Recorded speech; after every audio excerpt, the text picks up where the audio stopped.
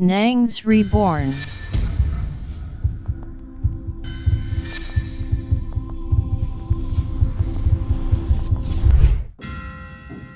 Waouh! Il a fait des revenants. Ha!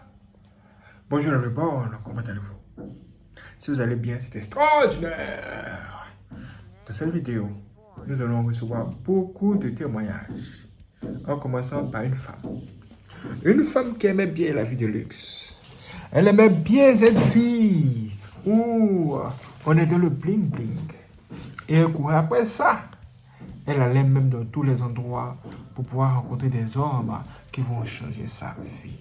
Mais elle ne savait pas qu'un jour, elle allait rencontrer une revenante.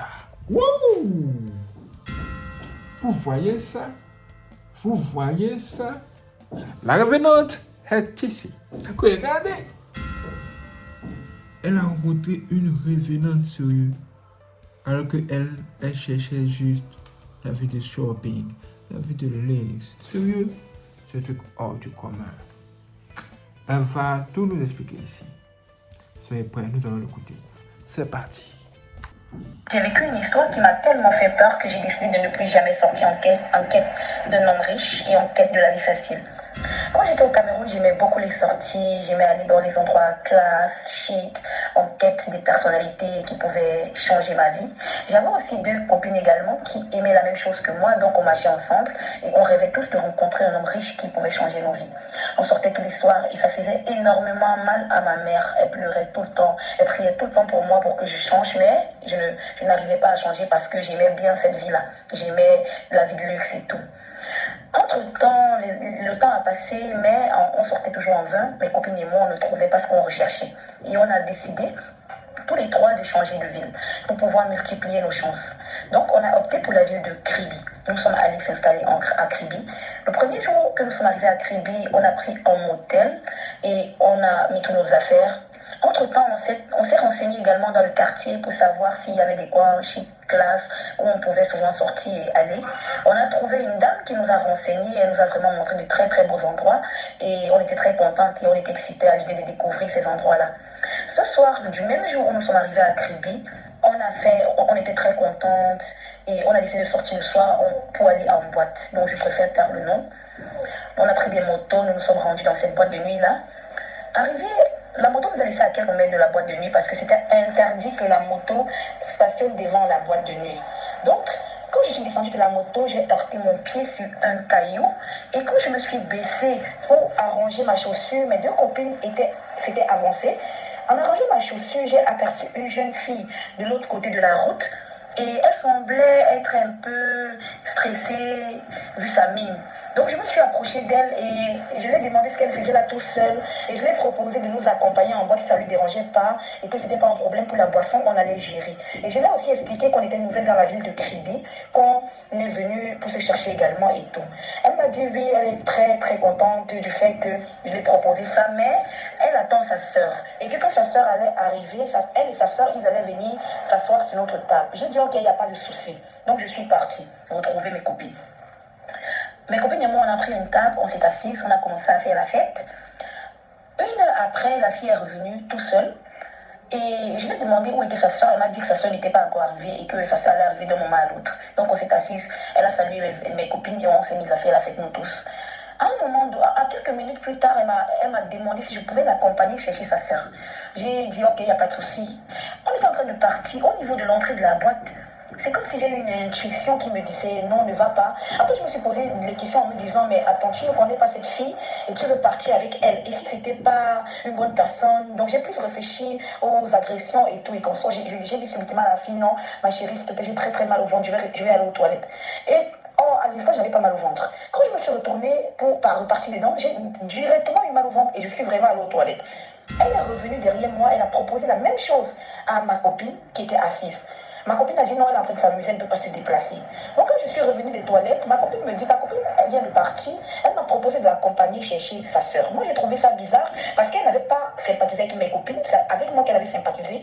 J'ai trouvé quand même bizarre le fait qu'elle ait proposé de l'accompagner. Bon, sur le fait de l'alcool, la fête, on n'a pas vraiment pris ça en considération, on a continué à s'amuser. Aux environs de 5 heures, revenue aux environs de 2 heures. Elle s'est assise sur notre table. On a fait la fête avec elle jusqu'au matin. Aux environs de 5 heures, on était en train de partir. Quand je suis sortie, j'ai lancé mon regard vers là où elle était placée. Je ne sais pas ce que je faisais. J'ai vu un cimetière. Mais je n'ai pas tout de suite pensé aux mauvaises choses. On a stoppé dans les motos. Elle m'a proposé, est-ce qu'elle peut bâcher avec moi? J'ai dit, ok, il n'y a pas de souci, ma chérie. Et donc, mes 2 autres copines ont pris les deux autres motos. Elles se sont avancées et nous, on était derrière. Elle m'avait bâché. Il y a un pont à Kribi. Je ne sais pas comment on appelle le pont. Je ne me souviens plus. Arrivé au niveau du pont, j'ai senti comme s'il y avait de l'air qui me frappait sur mon dos. Un peu comme si j'étais seule. J'ai eu peur. Je me suis retournée. Je n'ai vu personne. Je suis sautée et j'ai attrapé le basket si fort. Le basket m'a demandé c'est quoi. J'ai dit, j'ai voulu parler, mais après je me suis encore retournée, je l'ai aperçue. Elle m'a posé la question, qu'est-ce qu'il y a? Je lui ai dit non, il n'y a rien. J'étais déjà paniquée, j'ai pissé sur moi parce que je savais déjà qu'il y avait quelque chose qui n'allait pas vraiment. Et arrivé à un niveau, elle a demandé au basket de s'arrêter. Mon cœur a commencé à battre si fort que je ne me contrôlais plus. Quand elle est descendue, elle m'a demandé de descendre. Bon, je n'ai pas voulu m'opposer parce que la scène que j'avais vue avant, j'étais déjà paniquée et je suis descendue. Elle a demandé au Besquineux de partir. Quand le Besquineux est parti, c'est comme si elle a laissé quelque chose tomber. Elle a fait semblant de ramasser la chose et elle a soulevé son regard et m'a regardé. C'était une femme, mais elle m'a parlé avec une voix d'homme. Une grosse voix. Jusqu'à aujourd'hui, je n'arrive pas à croire que cette voix est humaine. Elle m'a parlé en me disant, chaque soir tu sors dehors, tu cherches les hommes riches pour changer ta vie. Mais sache qu'en voulant cette vie-là, tu vas mourir. Et quand elle m'a parlé comme ça, je me suis directement évanouie parce que je n'ai pas supporté.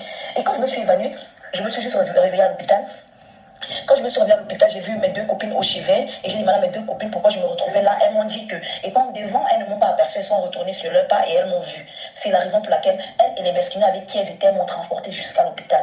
Donc, juste depuis ce jour-là, j'ai juré que jamais plus je vais sortir pour aller chercher ça aussi. Parce que ce qu'elle m'avait dit là m'avait trop fait peur. Et elle m'avait dit qu'elle était sortie pour une vie et que c'est mon bon cœur qui m'a sauvée.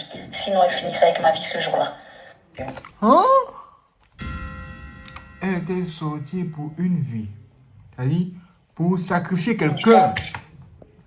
Mais ce jour-là, c'est le bon cœur de cette fille-là qui l'a sauvée. Quand on dit le bon cœur, ça veut dire quoi? Le bon cœur, là, ça veut dire que elle a un cœur pur. Elle est gentille. Elle ne pense du mal. Elle ne fait du mal à personne. C'est de ça qu'il s'agit. Hein? Ça, c'est un truc hors du commun. Dans la prochaine vidéo, nous allons découvrir que vraiment, il y a beaucoup de choses qui se passent dehors et qu'il faut faire très attention, surtout quand on va dans des endroits, dans le lieu public et même la nuit. Surtout la nuit. La nuit, c'est bizarre. C'est la nuit que les démons profitent pour faire des choses vraiment étranges. Et nous allons entendre des gens qui disent avoir vu des femmes, mais elles n'avaient pas de pieds. En fait, à la place de leurs pieds, c'était autre chose qui était là. Alors que ces gens-là buvaient tranquillement avec ces femmes-là, comme si de rien n'était.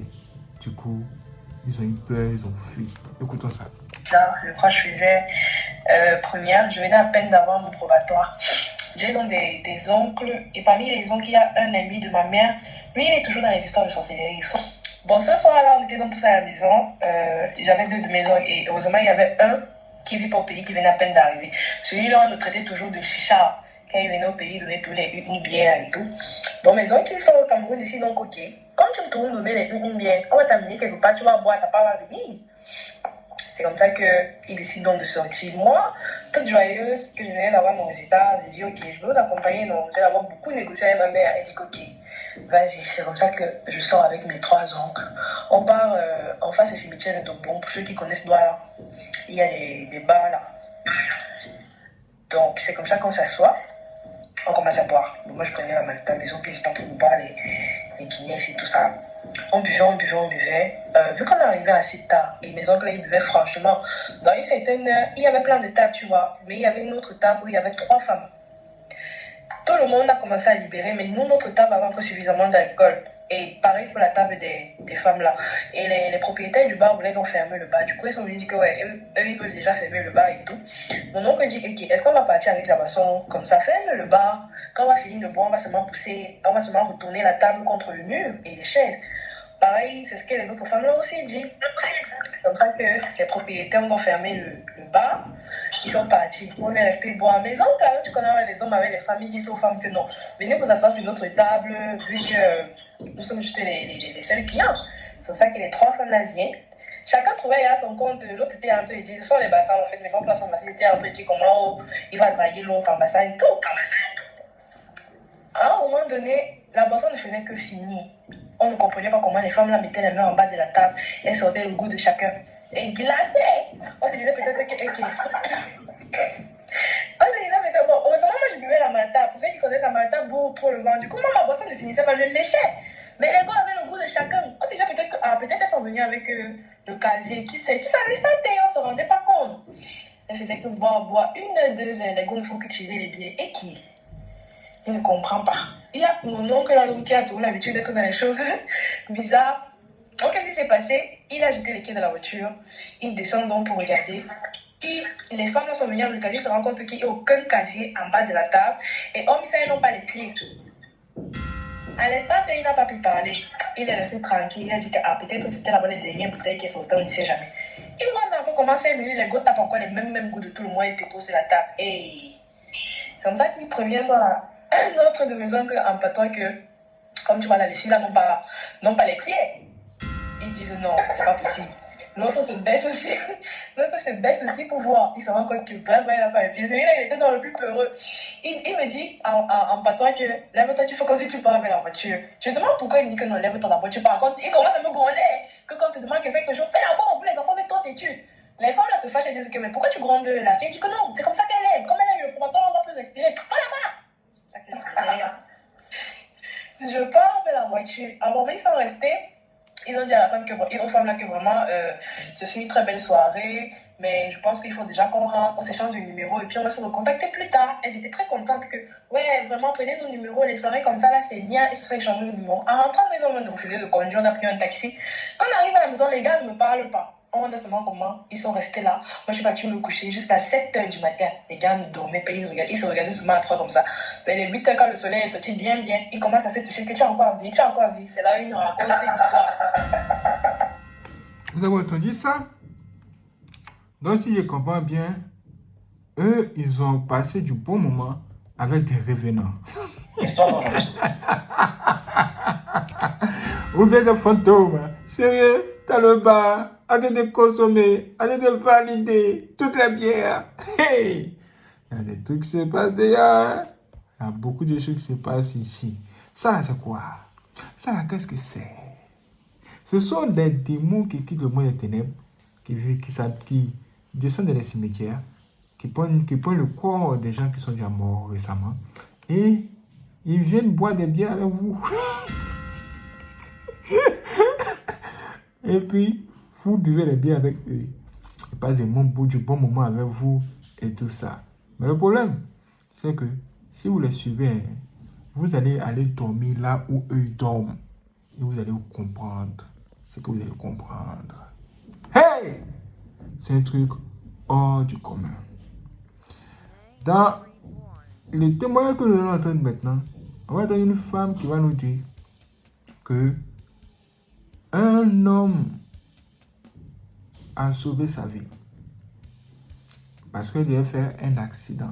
Et cette personne l'a empêché de descendre du véhicule là où elle était. Et après, elle va découvrir que c'était son grand-père décédé depuis longtemps. Hein? Écoutons cette histoire. Je vivais à l'ouest et ma maman, elle vivait à Yaoundé. Donc, durant les vacances, je me rendais chez ma maman à Yaoundé. J'étais censée me rendre à Yaoundé chez ma maman pour les vacances.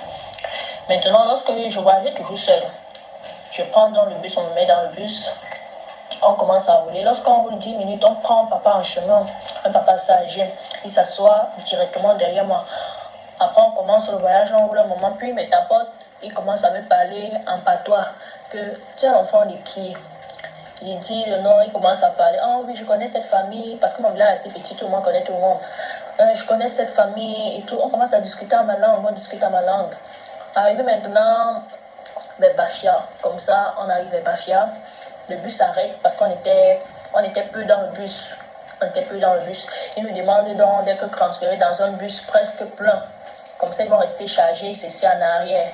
C'est là où d'autres commencent à sortir pour remplir dans l'autre bus qui est pratiquement plein en fait. Lorsque moi je vais sortir, le grand-père m'arrête et me dit que non, on a commencé le voyage avec ce bus, on va terminer avec ce bus. Alors le conseil lui dit, mais monsieur, ce bus-ci va encore mettre 1 heure de temps là avant de charger pour qu'on prenne la route. Prenez l'autre bus qui a presque plein, vous remplissez là, puis vous continuez. Voilà, le grand-père lui, il insiste que non, nous on a commencé avec ce bus, on va terminer avec ce bus. Moi, voyant que bon, c'était le papa de mon village, il m'avait mis en confiance, je me sentais un peu en sécurité. J'ai préféré rester avec lui. On est resté là, l'autre bus est parti avec les autres passagers. Nous on est resté là pratiquement 1 heure de temps. 1 heure de temps, oui. Quand notre bus a chargé, alors c'est là où on a repris la route. Quand on reprend la route, arrivé au niveau de Yaoundé, on croise le premier bus là où on était censé être transféré, que ça a fait un accident. Un accident assez grave parce que la majorité était morte. Et si toi tu es vivant, tu n'as plus de pieds, tu n'as plus de mains, tu n'as plus de visage, bref, un membre de ton corps a sauté. C'était tellement terrible, tellement de sang, j'étais choquée. On a traversé l'accident, on est arrivé à Yaoundé. Lorsqu'on arrive à Yaoundé, le grand-père me demande de donner le numéro de ma maman. Il appelle ma maman de venir me chercher. Je lui ai dit, bon, tu vas attendre ma mère, tu vas le voir pour savoir vraiment l'enfant de qui je suis. Peut-être elle-même va te remarquer. Il dit, ok, il n'y a pas de problème. On attend là 15 minutes. Après, il me dit, bon, je m'avais fait le transfert ici à côté. Attends-moi. Je fais le transfert. Je reviens. Il dit, tu reviens, non, tu vas voir ma mère. Il dit, oui, il n'y a pas de souci. Il part. J'attends là 30 minutes, il ne revient pas. Mais c'est ma mère qui arrive. Maman il dit que, où la personne avec qui tu étais qui m'a appelé. Il dit qu'il a dit qu'il part faire le transfert. Il revient. On attend avec ma mère même 45 minutes, il ne vient pas. Bon, on décide de rentrer. On rentre, je passe bien les vacances. En fin de vacances comme ça, bon, on a décidé de faire un ménage général de la maison. C'est là où je ressors dans les vieux albums photos de ma maman. Je commence à regarder les photos, je regarde les photos. C'est là où je tombe sur la photo net du grand-père avec qui je voyage. Je dis, oh, mon que mais tu le connais, il fait partie de la famille parce que je savais ce monsieur que j'avais voyagé, ce que j'étais parlé, qui t'a appelé de venir me chercher et tout. J'ai voyagé avec lui, j'étais expliqué qu'il m'a empêché d'être dans le premier bus qui avait fait l'accident. Mon maman se met directement à pleurer, disant que ça c'est son père et il est décédé lorsque j'avais 1 an.